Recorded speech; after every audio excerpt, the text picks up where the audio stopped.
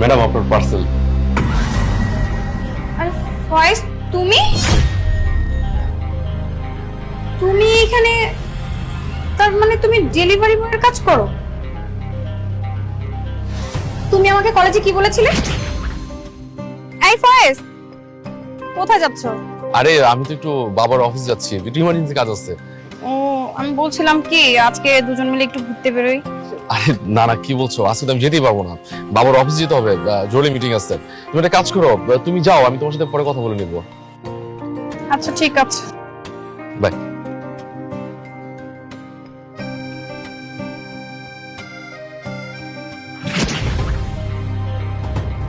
বলেছিলে তোমার বাবার সাথে নাকি তোমার জরুরি মিটিং আছে, এর জন্য তুমি আমাকে সময় দাওনি।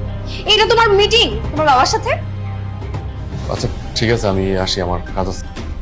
এই দাঁড়াও, তোমার সাথে আমার কথা আছে, ভিতরে আসো। আরে ভিতরে আসো, বসো।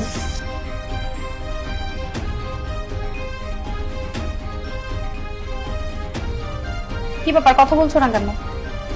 আমার কলেজের বন্ধুরা ঠিকই বলতো তুমি একটা মিথ্যাবাদী। হ্যাঁ ঠিকই বলছো, আমি মিথ্যাবাদী, আমি মিথ্যা কথা বলছি। আর আমাকে মিথ্যাবাদীটা কলেজের বন্ধু বান্ধব বানাইছে। আমি ওদের কাছে আমার সমস্যার কথা বলছিলাম, যে আমি সমস্যার মধ্যে আছি, আমার পাশে এসো, আমাকে কেউ হেল্প করো। কিন্তু ওরা আমাকে কেউ হেল্প করে নেই, বরঞ্চ আমার সমস্যাটা নিয়ে ওরা মজা করছে, আমাকে তুচ্ছতাচ্ছিল্য করছে। আর আমার সাথে বন্ধুত্ব নষ্ট করে সবাই আমাকে ছেড়ে চলে গেছে। আমি কি করতাম বলো? আমার তো কোনো উপায় ছিল না, কারণ এদিকে আমার বাবার ক্যান্সার হয়েছে, পড়াশোনার খরচ, আমার কলেজের ফিস, আমি এত কিছু কিভাবে মেনটেন করব? আর আমি কোনো উপায় না পেয়ে এই পথটা বেছে নিচ্ছি। আর এদিকে তোমার সাথে আমার নতুন করে পরিচয় হয়, আর তোমাকে আমার ভালোও লাগে। আর এই জন্য আমি আমার পরিচয়টা লুকাইছি, যদি তুমি আমার পরিচয়টা পেয়ে তুমি আমাকে ছেড়ে চলে যাও। আর তাই আমি তোমাকে এসব বলতে চাইনি।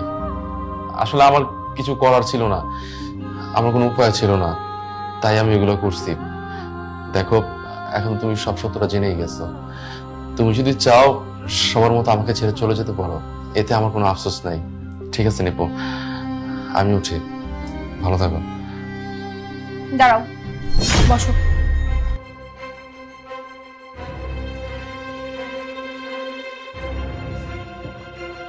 কি বললে তুমি?